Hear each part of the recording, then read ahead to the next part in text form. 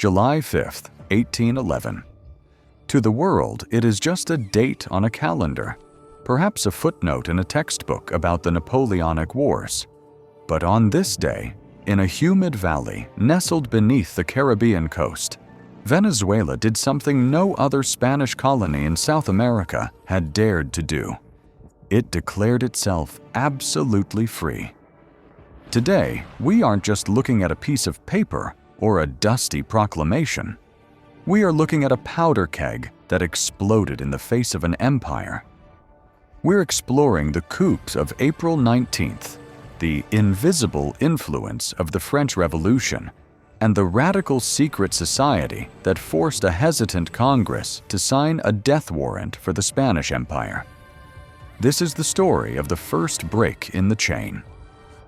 To understand the cataclysm of July 5th, we must first walk the road that led there. It began a year earlier, on a day that should have been defined by piety and silence. Maundy Thursday, April 19th, 1810. To the casual observer, the Spanish Empire still appeared monolithically strong, stretching from California to Tierra del Fuego. But appearances were deceiving. The heart of the empire, Spain itself, was in ruins. It had been decapitated, occupied by Napoleon Bonaparte's Grande Armée. The Bourbon king, Ferdinand VII, was a prisoner in France, and Joseph Bonaparte, Napoleon's brother, sat on the throne in Madrid, a usurper the Spanish people mockingly called Pepe Botella. Across the Atlantic, the colonies were adrift, severed from the crown that had ruled them for 300 years. In Caracas, the tension was palpable. The city was a jewel of the Spanish Main, wealthy from cocoa and coffee, but it was also a city of secrets. For years, the Mantuano elite, the wealthy Spanish-descended Creoles who owned the land but were barred from the highest offices of power, had been whispering about change. They had watched the American Revolution from afar. They had read the banned books of Rousseau and Montesquieu smuggled in on trade ships. They knew that with the king gone, sovereignty should revert to the people. But they needed a spark. They found it in the arrogance of the Captain General, Vicente Emparan. Emparan was a man out of time, trying to maintain colonial authority when the source of that authority had vanished. On that Holy Thursday morning, as the faithful prepared for Mass at the cathedral, the conspirators made their move. They didn't come with muskets or cannons. They came with arguments. They intercepted the Captain General on his way to the service, demanding the establishment of a junta to govern in the king's absence. It was a polite coup, a revolution of gentlemen, at least initially. But as the hours wore on, the politeness frayed. The scene that followed has become the founding myth of the nation. Emparan, frustrated and cornered, stepped out onto the balcony of the Cabildo, the town hall, overlooking the Plaza Mayor. Below him gathered a crowd, not just the elites, but the people of Caracas, a mixture of classes and races, confused and anxious about the fate of their world. In a moment of high drama, perhaps believing his authority was still intact, Emparan gambled everything. He asked the people directly, "Do you want me to continue governing?" It was a question he expected to be answered with a dutiful yes. But standing behind him, unseen by the Captain General but visible to the crowd, was Canon José Cortés de Madariaga. With a simple, silent gesture of his hand, a finger cutting across his throat, or perhaps waving a firm denial, the radical priest signaled the crowd. The response was a thunderclap that shattered 3 centuries of obedience. The crowd roared back, "No, we do not want it." Defeated by the voice of the square, Emparan uttered the words that ended an era. "Then I do not want it either." He resigned on the spot. In a single afternoon, the highest representative of the Spanish crown was stripped of power, not by an invading army, but by the collective will of a city. This was the Revolution of April 19th. However, history is rarely simple. The government that emerged from the balcony that day, the Supreme Junta to preserve the rights of His Majesty Ferdinand VII, was a paradox. To the outside world, and particularly to the nervous British allies they hoped to court, they claimed to be loyal subjects. They argued that they were merely guarding the house while the master was away, protecting Venezuela from the godless French who had taken Spain. It was a clever legal mask, a performance of fidelity designed to avoid immediate war and international isolation. They swore allegiance to the captive king, kept his portrait on the wall, and governed in his name. But behind that mask, the mask of Ferdinand, a radical fire was being stoked. The junta may have been cautious, but the forces they unleashed were not. The genie was out of the bottle.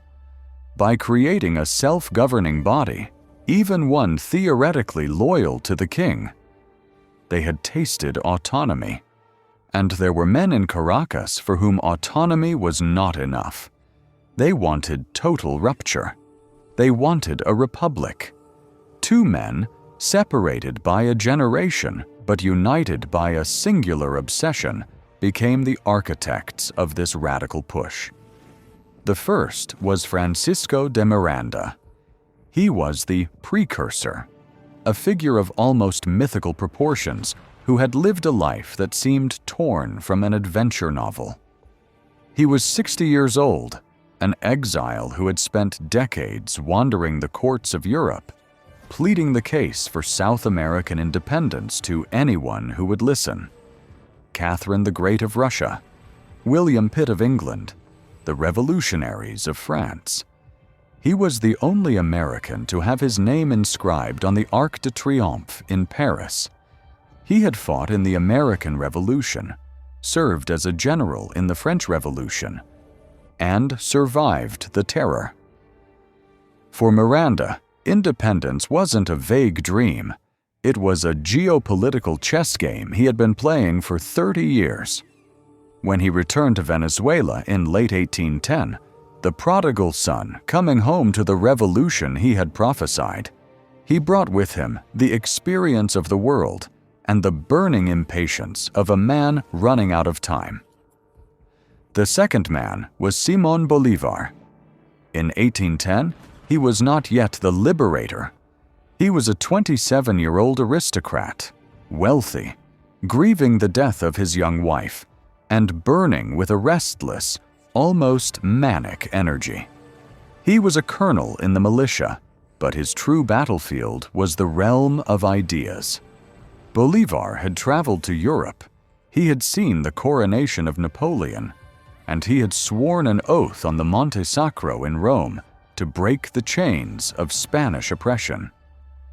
While the older members of the junta urged caution and diplomacy, Bolívar preached action.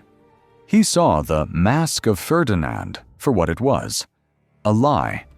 He understood that a colony could not guard itself for a king who might never return. To Bolívar, the April 19th movement was incomplete. It was a body without a head, a rebellion without a soul.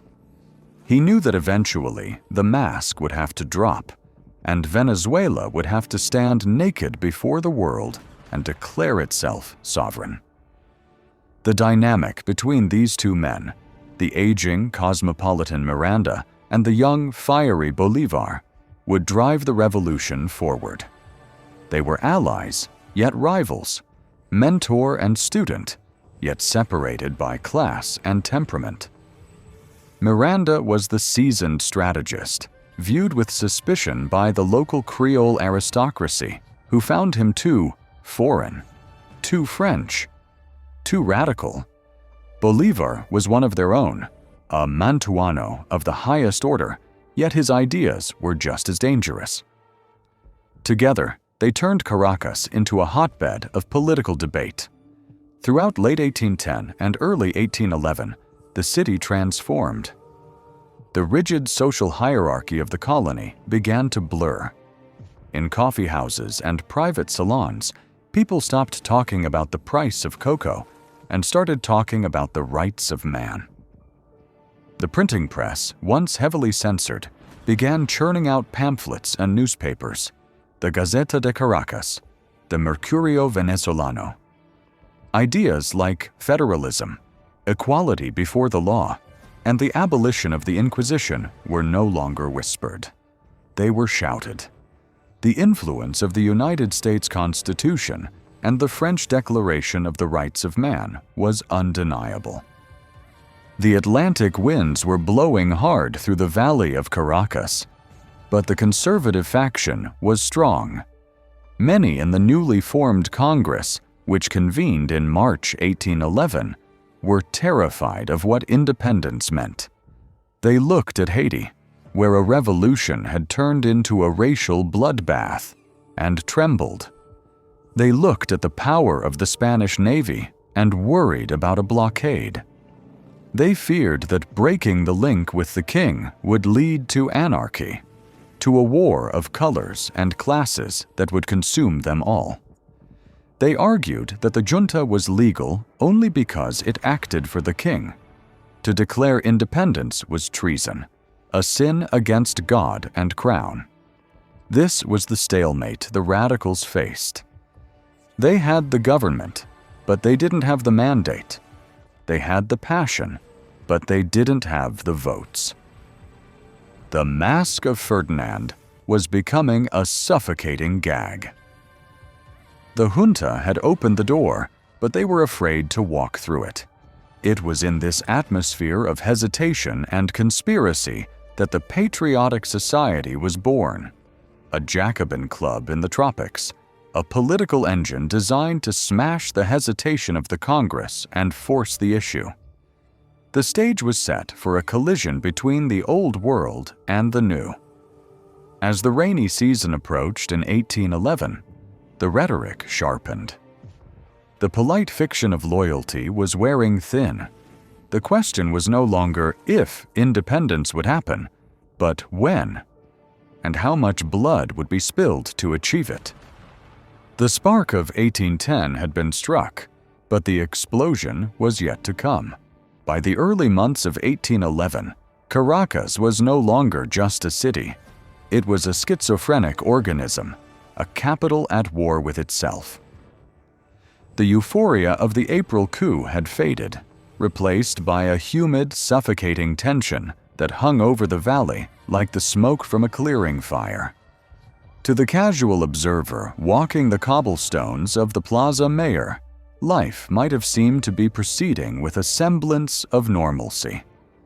The church bells still rang the hours.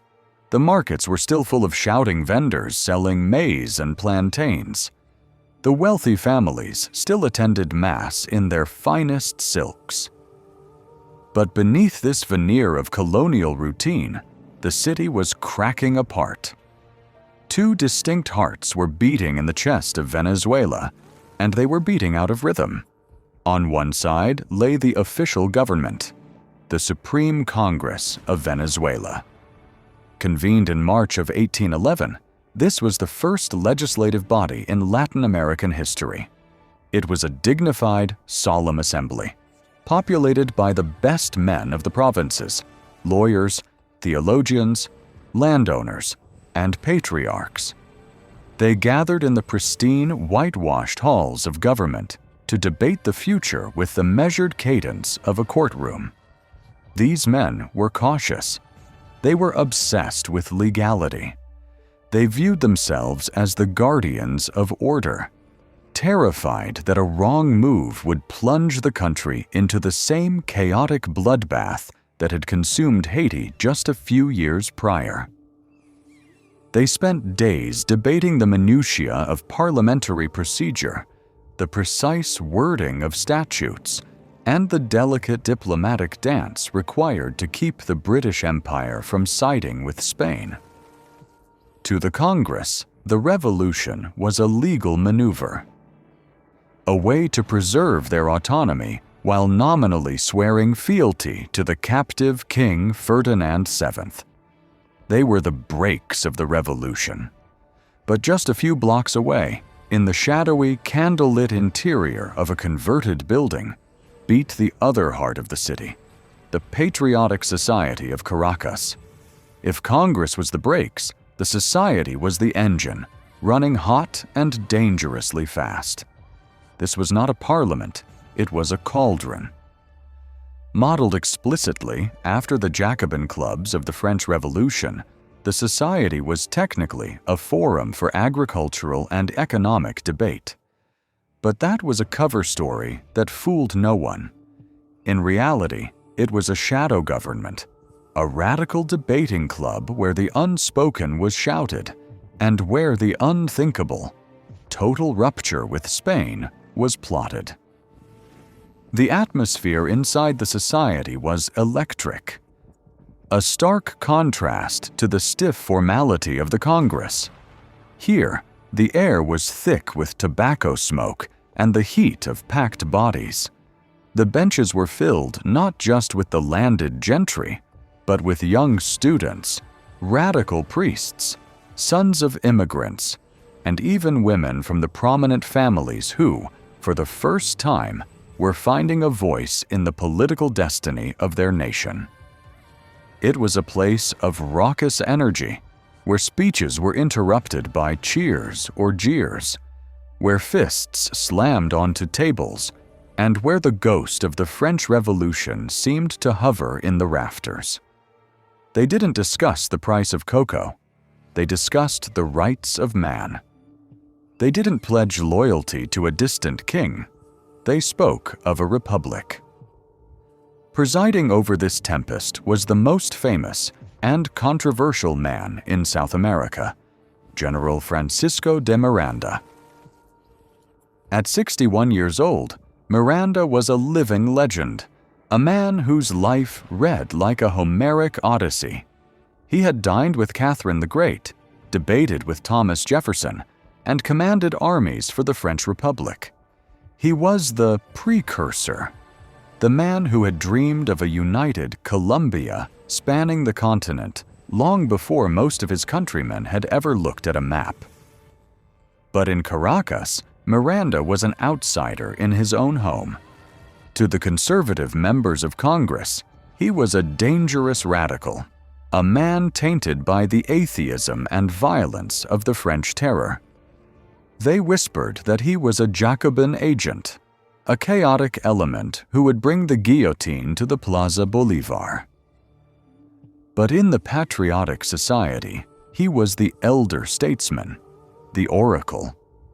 He sat at the head of the room, often wearing his French general's uniform, his white hair tied back, watching the younger generation catch the fire he had carried alone for decades. And seated beside him, often restless, often on his feet, was the embodiment of that younger generation, Simón Bolívar. In 1811, Bolívar was not yet the marble statue of history. He was 27 years old, a wealthy aristocrat with a burning intensity that unnerved his peers. He was a man possessed. While Miranda provided the gravitas and the military experience, Bolívar provided the rage. He was the bridge between the high philosophy of the Enlightenment and the raw, impatient emotion of the streets. Bolívar had grown tired of the legal fictions. He had grown tired of the mask of Ferdinand.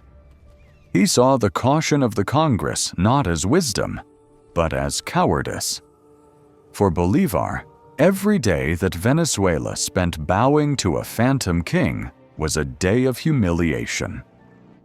The conflict between these two bodies, the Congress and the society, reached its boiling point in early July 1811. The calendar itself seemed to be mocking them. The 4th of July was approaching, the 35th anniversary of the United States' independence. The symbolism was impossible to ignore. The Patriotic Society organized a massive commemoration, filling their hall with tricolor cockades and revolutionary banners. They invited members of Congress to attend, turning the anniversary of American freedom into a bludgeon to shame the Venezuelan delegates for their hesitation. The debate that unfolded over those critical days was a battle for the soul of the nation. In the Congress, the Fidelists, those loyal to the king, argued that the country was not ready. They pointed to the lack of an army, the empty treasury, and the deep divisions between the provinces. They argued that declaring independence was a suicide pact, that it would invite the wrath of the Spanish Navy and alienate the British, whose support they desperately needed. They spoke of prudence, of waiting for the right moment, of preparing the people slowly. Inside the Patriotic Society, these arguments were met with scorn. The radicals argued that there is no right moment for freedom. There is only the moment you seize. They argued that loyalty to Ferdinand was a shackle, a lie that prevented them from seeking true allies. How could they ask the world to recognize them if they did not recognize themselves? How could they build a nation while kneeling to a monarch? It was in this crucible, on the night of July 3rd, extending into the celebrations of July 4th, that Simón Bolívar rose to speak. The room was packed to capacity. The heat was stifling. A previous speaker had just finished a long, winding discourse on the need for patience, urging the society to respect the slow deliberations of the Congress, arguing that great projects should be prepared in calm. Bolívar could take it no longer. He didn't just stand, he erupted. He leaped onto a table or a chair, towering over the assembly, his small frame vibrating with energy. His voice, often described as sharp and piercing, cut through the murmur of the crowd like a saber. "What does it matter?" he demanded, his eyes sweeping across the faces of the hesitation. "If Spain sells her slaves to Bonaparte or keeps them herself, if we are determined to be free?" It was a question that stripped away the complex geopolitical maneuvering and exposed the raw nerve of the issue. It didn't matter who sat on the throne in Madrid, French or Spanish. The very act of being a colony, of being owned, was the insult. He was telling them that the identity of the master was irrelevant. The only thing that mattered was the existence of the slave. He turned his fury on the argument for patience, on the very word that the conservatives used as a shield: calm. "They say that great projects should be prepared in calm," Bolívar thundered, mocking the timid logic of the Congress. "Are 300 years of calm not enough?" This was the line that brought the house down. It was a rhetorical masterstroke. In one sentence, he reframed the peace of the colonial era not as a time of stability, but as a time of stagnation, of silence, of a long, suffocating slumber imposed by an empire that viewed them as children. 3 centuries of obedience, 3 centuries of waiting for permission to speak, to trade, to think. He was asking them, how much more silence do you need? How many more generations must live and die in this calm before we are allowed to be men? "Let us lay the foundation stone of American freedom without fear," he implored, his voice rising to a crescendo. "To hesitate is to perish." The impact of this speech was seismic. It wasn't just words, it was an exorcism of fear. Bolívar had articulated what the youth of Caracas felt in their bones, that the risk of action was terrifying, but the risk of inaction was fatal. If they hesitated now, the window of history would slam shut. Spain would regroup. The king would return, and they would be left with nothing but their caution. The applause that followed was not polite. It was raucous, violent, a release of pent-up aggression. The Patriotic Society didn't just vote. They mobilized. The text of Bolívar's speech and the sentiments of the radical faction didn't stay within the walls of the club. They spilled out into the streets. The society printed pamphlets overnight, distributing them to the markets and the barracks.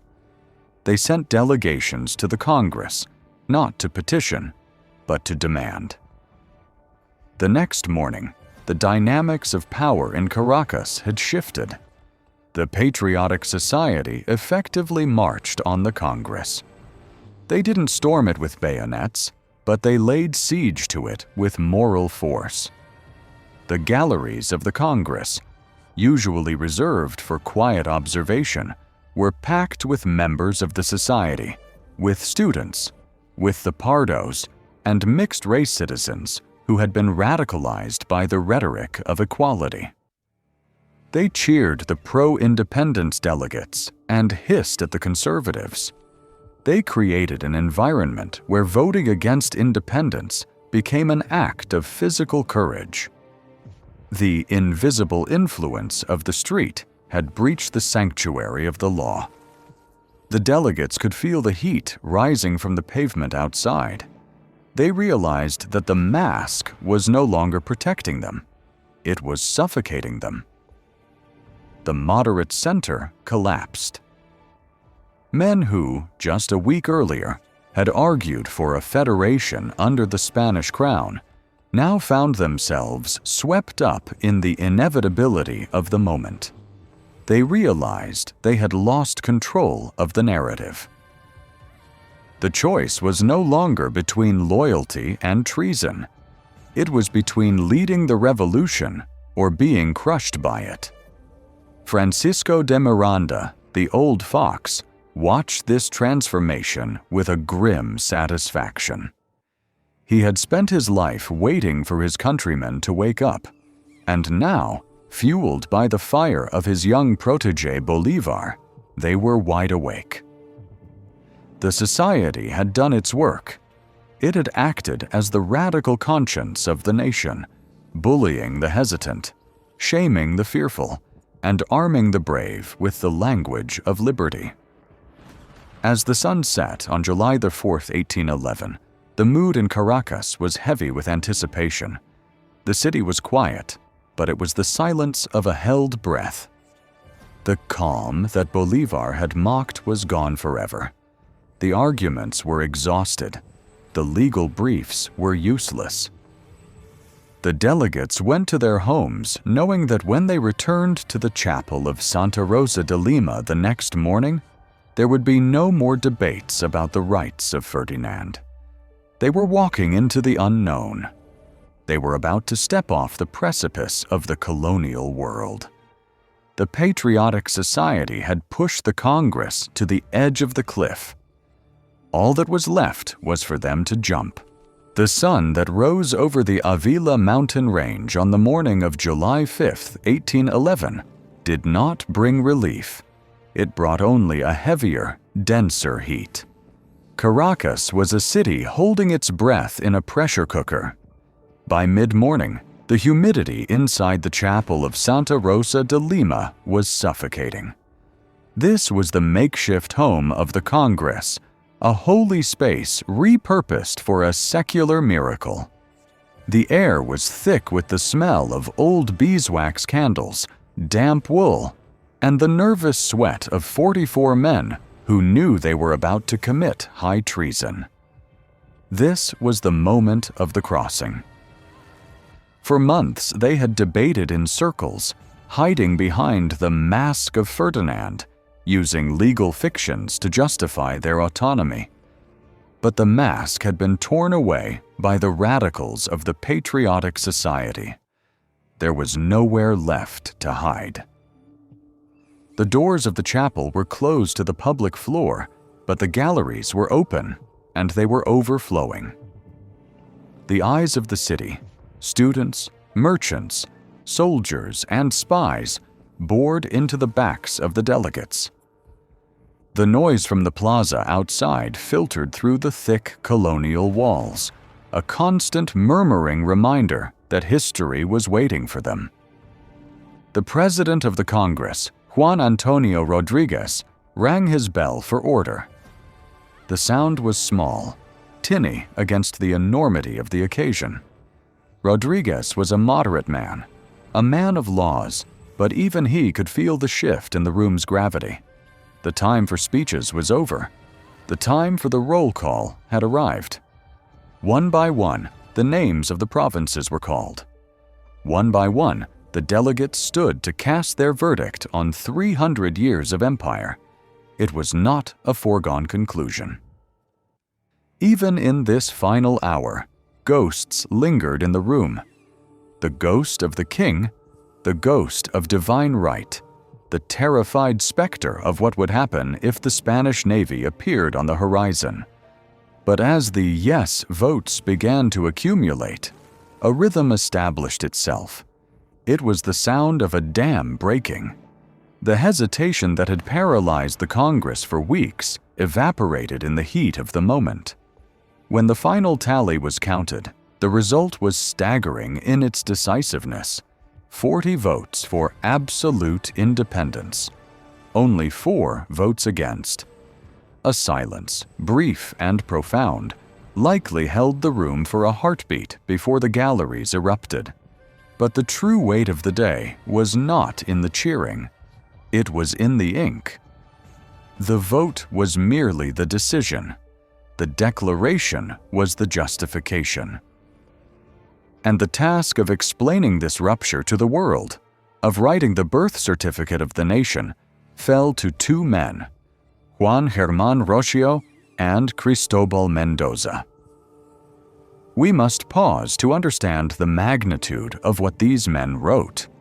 The act of the Declaration of Independence of Venezuela was not a hasty scribbling of grievances.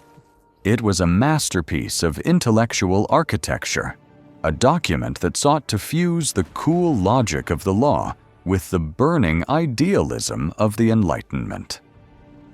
Rocio, the principal author, was a brilliant lawyer, a man whose mind was a library of political philosophy. He sat down to write not just for the people of Caracas, but for the courts of Europe and the opinion of posterity. The document they produced was radical, dangerous, and beautiful. It didn't just complain about taxes or trade restrictions, though those were there. It went deeper. It struck at the very root of colonial legitimacy. It dared to argue that the relationship between Spain and America was disastrous by nature. It utilized a geological and geographical argument that felt almost scientific in its bluntness, that it was against the order of nature for a small, decaying peninsula in Europe to rule the vast, fertile expanses of the New World. They wrote of the natural rights of man. To modern ears, this phrase is a cliché. To a subject of the Spanish Empire in 1811, it was heresy. For 3 centuries, the people of Venezuela had been told that their rights came from the king, and that the king's rights came from God. The hierarchy was absolute: God, king, subject. Rocio and Mendoza took a hammer to this chain. They argued that rights were inherent, born into the blood and bone of every human being, given by the Creator directly to the creature, bypassing the throne entirely. They declared that governments existed to serve the people, and when a government failed, when it became a tyranny or an absentee landlord, the people had not just the right, but the duty to dismantle it.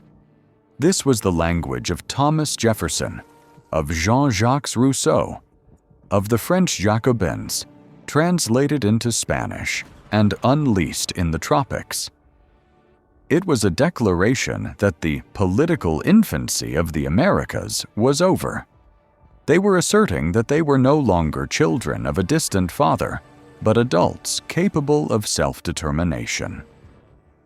The ink on the parchment was still wet when the magnitude of their words began to sink in.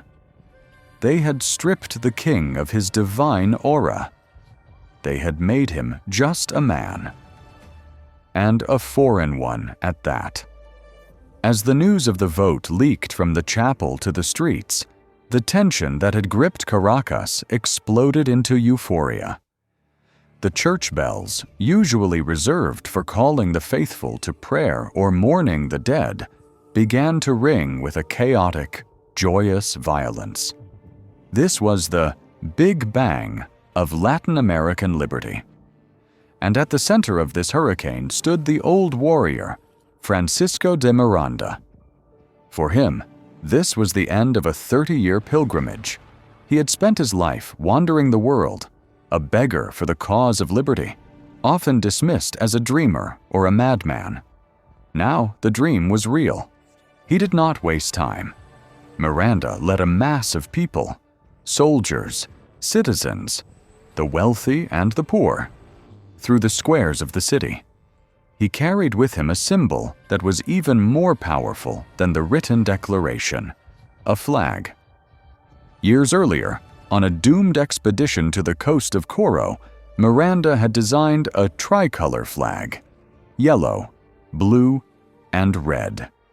He had hoisted it on the mast of his ship, the Leander, but it had never flown over a free nation. It had been a flag without a country. On this day, July 5th, 1811, the flag finally found its home. The yellow represented the golden riches of the Venezuelan soil. The blue represented the ocean that separated them from Spain. The red represented the blood that would be spilled to keep them free. It was a prophetic choice of colors. As the tricolor was hoisted for the first time over the public buildings of Caracas, snapping in the wind against the backdrop of the Avila, the crowds cheered for the birth of the First Republic. Venezuela was the first independent nation in Spanish America. It was a beacon. It was a triumph. But history is a cruel dramatist. Even as the cheers echoed in the Plaza Mayor, the seeds of destruction were already sprouting. The Declaration of Independence was a piece of paper signed in Caracas, but Caracas was not Venezuela. The euphoria of the capital was not shared by the entire country. While the bells rang in Caracas, a sullen silence, or worse, a roar of anger, greeted the news in other provinces. In the west, the city of Coro, fiercely loyal to the crown, rejected the declaration with contempt. In the oil-rich basin of Maracaibo, the local elites viewed the Caracas revolutionaries not as liberators, but as usurpers, arrogant centralists who wanted to replace the tyranny of Madrid with the tyranny of Caracas. In the south, in the vast, untamed wilderness of Guayana, the royalists held firm, controlling the vital artery of the Orinoco River. The vote in the chapel had been 40-4. It looked like a landslide. But outside the chapel, the numbers were different. The country was fracturing. The Declaration of Independence did not bring peace. It brought the sword. By drawing a line in the sand, the Congress had forced everyone to choose a side. There was no longer a middle ground. You were either a patriot or a royalist. You were either for the Republic or for the king. The civil war that ignited that afternoon was not just a war of armies. It was a war of neighbors. It was a war of races. The Pardos, the mixed-race majority of the population, looked at the white, aristocratic faces of the men who had signed the declaration and felt a deep suspicion. To a poor laborer or a slave, a Creole landlord like Simon Bolivar was often a more immediate oppressor than a distant king in Spain. The royalist agents, cunning and ruthless, began to whisper in the ears of the underclass, "The king is your protector. These rich Republicans only want freedom for themselves." So, as the sun set on that historic day, the golden light bathing the new flag was deceptive. The Republic was born, yes, but it was born naked and vulnerable, surrounded by enemies from within and without. The ink on the Declaration was dry, but the blood was just beginning to flow. The delegates had signed a document that guaranteed their freedom, but they had also signed a warrant for a decade of total war. Francisco de Miranda, watching the flag wave, surely knew this. He had seen the French Revolution devolve into the Terror. He knew that revolutions are easy to start, but almost impossible to control. He knew that the yellow, blue, and red would soon be tested by fire. The party in the streets would continue deep into the night, fueled by rum and hope. But in the shadows of the barracks and the quiet corners of the loyalist provinces, knives were being sharpened.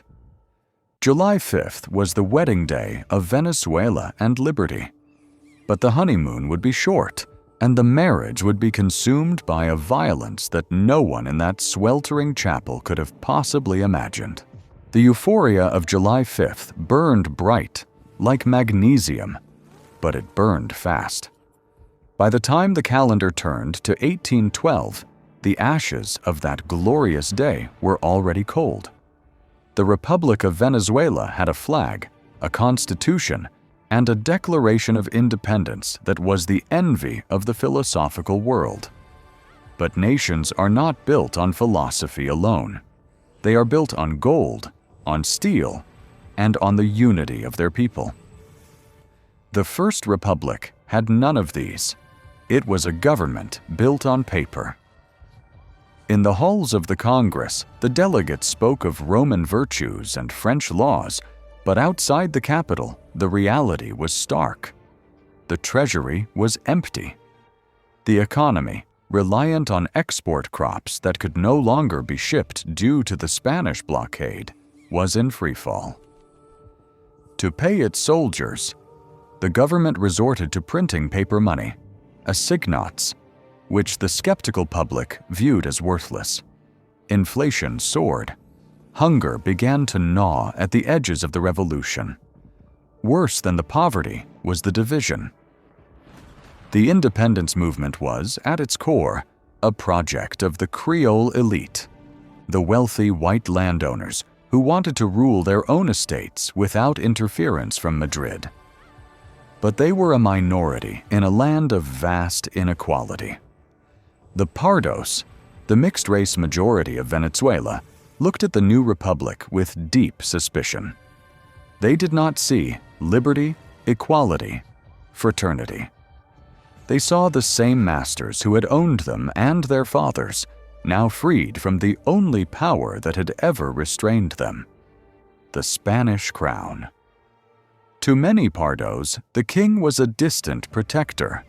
The Creole revolutionary was the immediate oppressor. The royalist agents, masters of psychological warfare, exploited this rift mercilessly. They whispered in the markets and the fields, "This is a rich man's revolution. They want freedom for themselves, not for you." The social fabric of the country was tearing before the war had even truly begun. And then, the universe itself seemed to intervene. It is rare in history that a geological event alters the destiny of a nation so completely, but the fate of Venezuela was sealed on the afternoon of March 26, 1812. It was Holy Thursday. The churches were packed. In Caracas, in Mérida, in Barquisimeto, the strongholds of the revolution, thousands of faithful were gathered to commemorate the Last Supper. The air was still, the heat oppressive. At 7 minutes past 4 in the afternoon, the world ended. It began with a low roar, like a subterranean beast awakening, followed instantly by a violent, jarring vertical motion.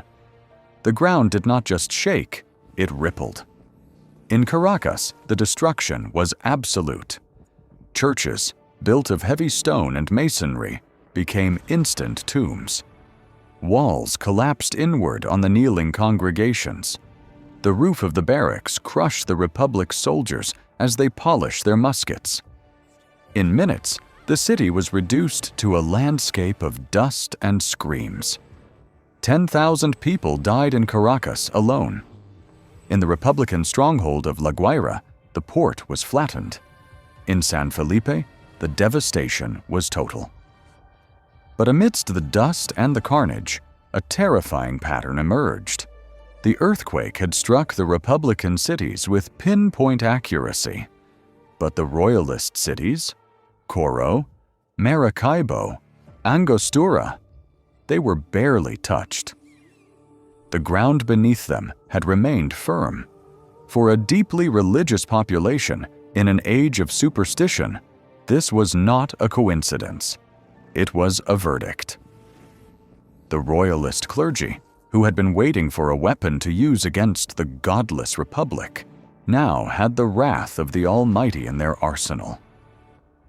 Standing on the ruins of the altars, priests pointed their fingers at the survivors and thundered, "This is the punishment of God.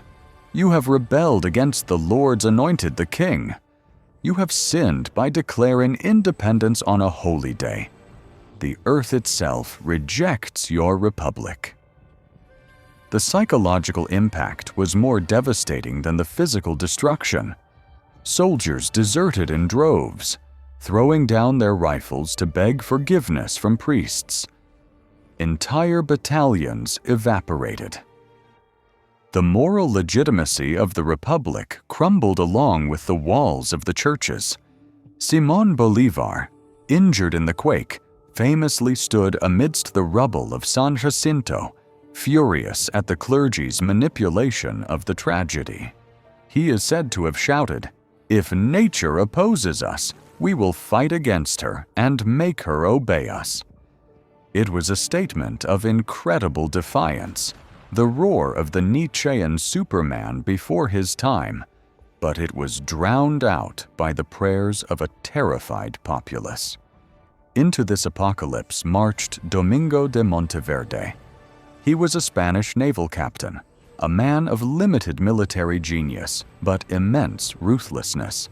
Seeing the Republic on its knees, he advanced from the west with a ragtag army of royalists and opportunists.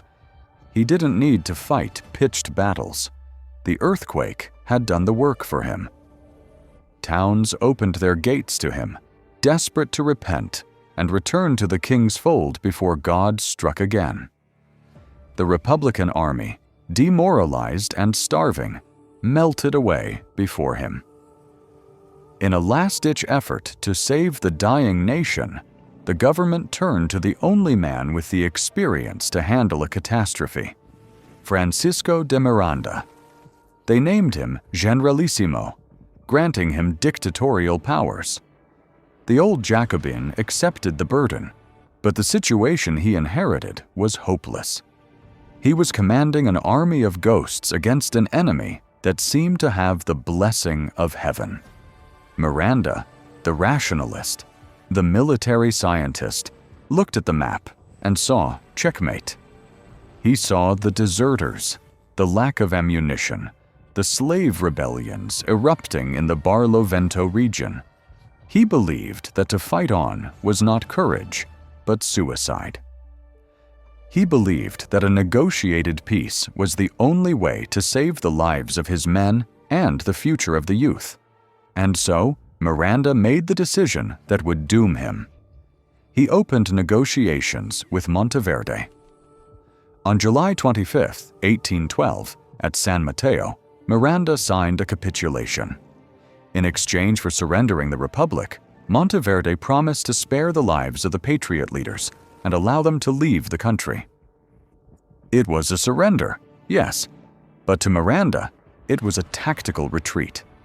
He planned to regroup abroad, to gather new support, to return when the earth stopped shaking.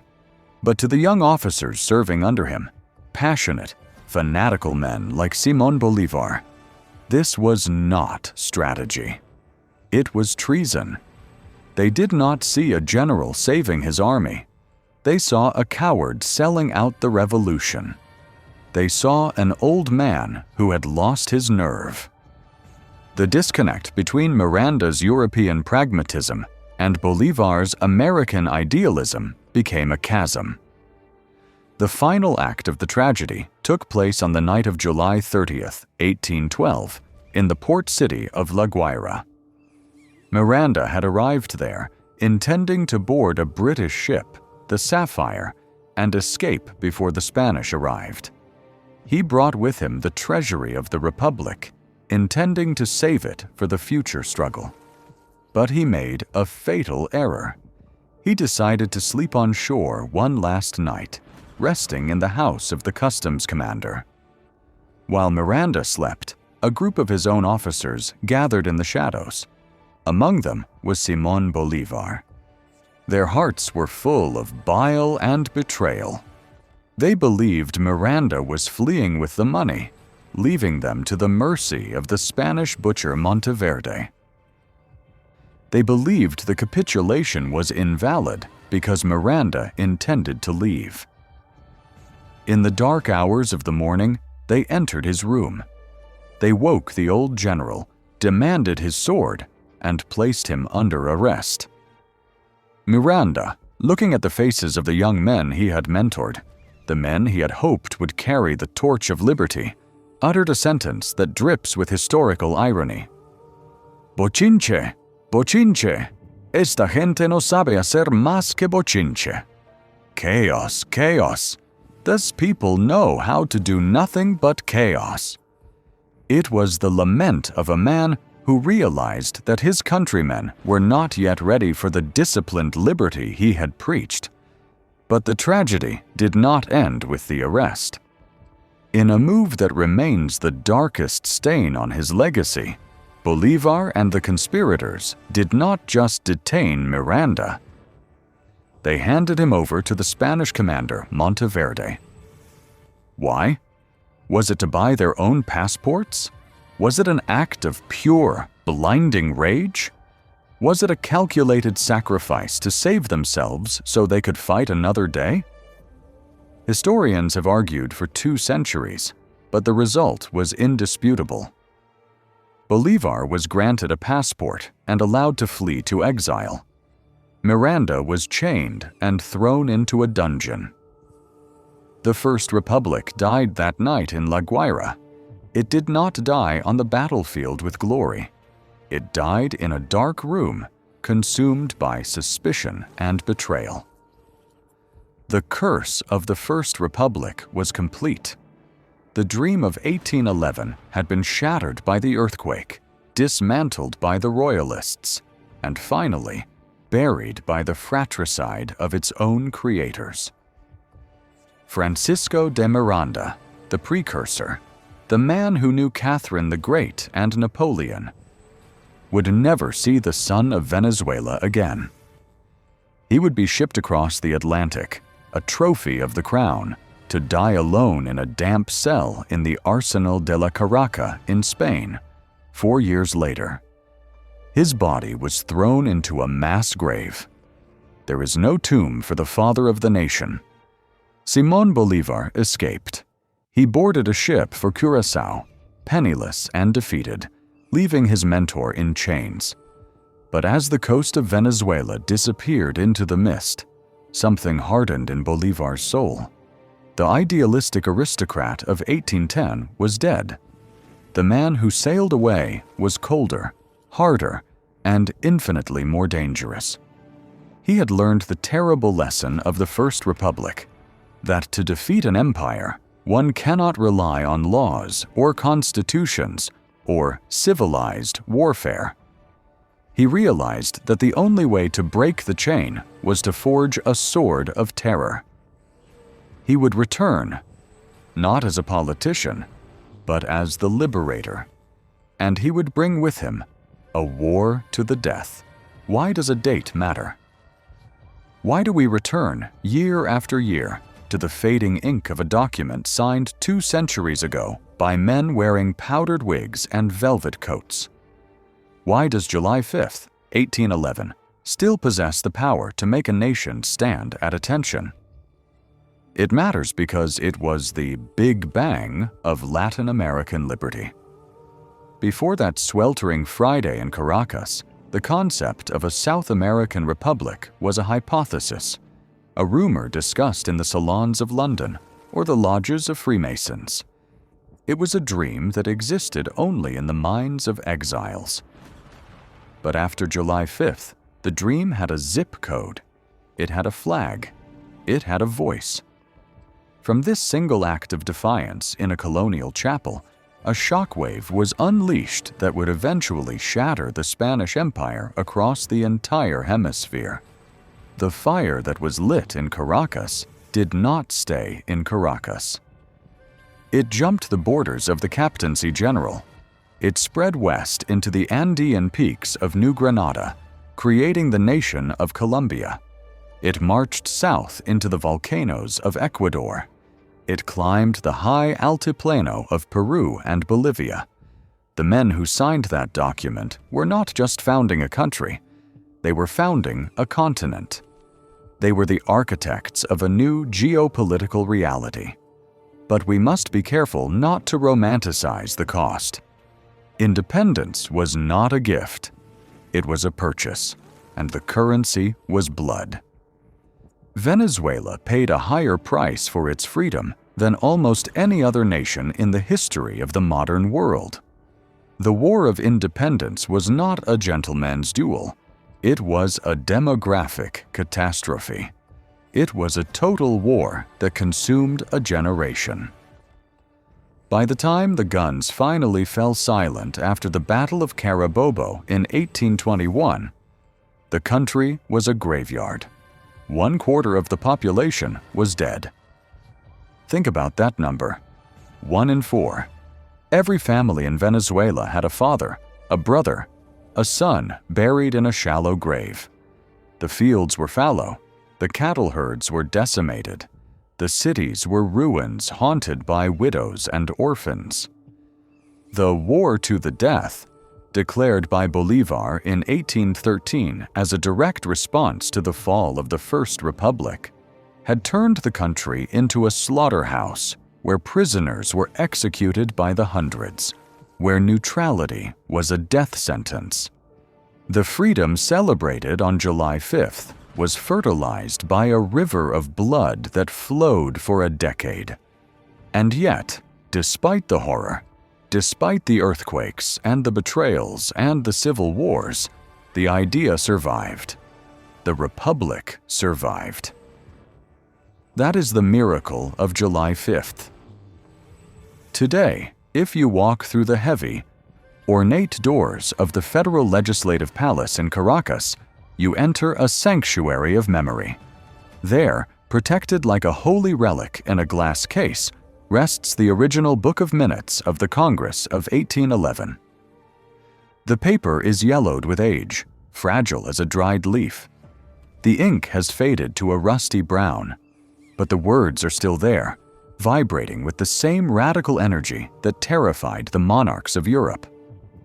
In the name of the all-powerful God, we, the representatives of the United Provinces of Venezuela, declare solemnly to the world. It is more than a document. It is the birth certificate of a people. It is the physical proof that there was a moment when a group of men looked at the most powerful empire on earth and said, "Enough." It is the proof that sovereignty is not given. It is taken. But July 5th is not just a lesson in history. It is a lesson in responsibility. The document in the glass case is static, but the concept of independence is dynamic. It breathes. It changes. It challenges every generation to answer the same question. What does it mean to be free? The men of 1811 defined freedom as the absence of Spanish rule. But for the generations that followed, the definition expanded. For the slaves who fought in the Patriot armies, freedom meant the abolition of chains, a promise that was betrayed for too long but eventually kept. For the peasants of the Federal War, freedom meant land and dignity. For the students of the Generation of 28, freedom meant democracy and the end of dictatorship. For the modern Venezuelan, freedom is a complex, often painful struggle for economic sovereignty, for political voice, for the right to chart a path in a world of superpowers. July 5th reminds us that independence isn't a single event. It is a continuous struggle. It is a verb, not a noun. It is something you do, not something you have. The Republic is never finished. It is always being built, brick by brick, argument by argument, hope by hope. It is a fragile thing, easily broken by ambition or corruption or apathy, and it requires constant vigilance to maintain. We look back at Rocio, at Mendoza, at Miranda, and we see them as statues, frozen in bronze. But they were men. They were terrified. They were doubtful. They had families they feared for, properties they risked losing. When they dipped their quills into the ink that morning, their hands were shaking. They knew that by signing this paper, they were signing their own death warrants if they failed. The Spanish crown did not forgive treason. If Monteverde had captured them all, their heads would have been placed on spikes at the gates of Caracas as a warning to future rebels. And yet, they signed. They signed because they believed that the risk of death was preferable to the certainty of servitude. They signed because they were poets who dreamed of a new world, lawyers who believed in the rule of justice, and soldiers who were willing to die for a flag that didn't even exist yet. They didn't fail. They suffered, yes. They died in prisons, in exile, in poverty. Miranda died in chains. Rocio died in exile. Many of the signatories were executed by royalist firing squads in the terrible years that followed. But their project did not fail. They broke the chain. They proved that the divine right of kings was a lie. They proved that a people, no matter how small, no matter how poor, possess an inalienable right to govern themselves. Because of them, the map of the world changed forever. Because of them, the concept of America ceased to be a geographical expression and became a political destiny.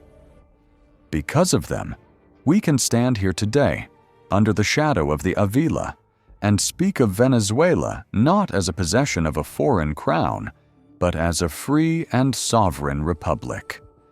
They were poets, lawyers, and soldiers who decided that 300 years of silence was enough.